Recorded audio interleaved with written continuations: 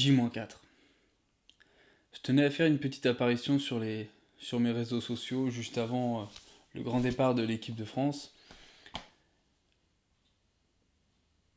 D'une part pour donner des nouvelles et d'une autre part pour donner quelques informations que beaucoup de personnes me demandent. Beaucoup de personnes me demandent comment est-ce qu'ils peuvent me suivre et comment est-ce qu'ils peuvent suivre les aventures de l'équipe de France.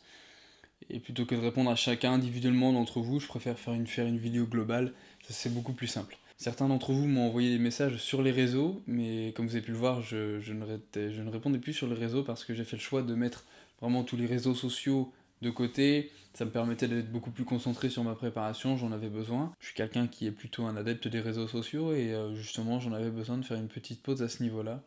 Et à présent, voilà, cette vidéo va me permettre de pouvoir vous donner davantage d'informations pour savoir comment est-ce que vous pouvez nous suivre, nous l'équipe de France, comment est-ce que vous pouvez nous suivre au travers de cette compétition. Pour commencer, pour ce qui est des dates, les experts techniques sont partis le 17, l'équipe de France part le 19 et la compétition débute le 22. Le meilleur moyen pour suivre l'équipe de France, ça reste les réseaux sociaux.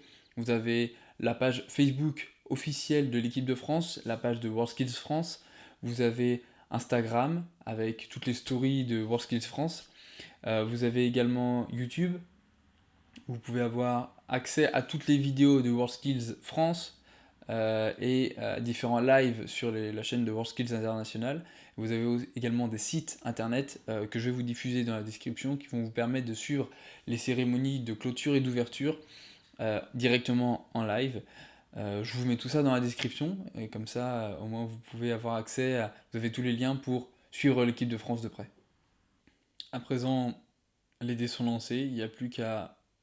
Il n'y a plus qu'à.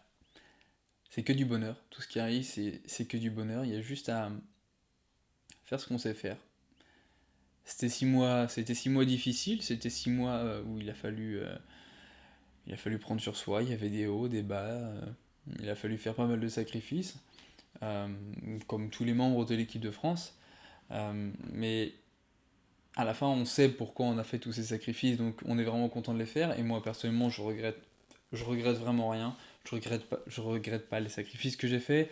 Je regrette pas les, les, les choix que j'ai faits. Donc je suis vraiment content d'avoir parcouru tout ce chemin. Les 6 derniers mois qui se sont déroulés, ils étaient juste incroyables. On avait beau, on croyait à quoi s'attendre. En fait, on savait pas du tout.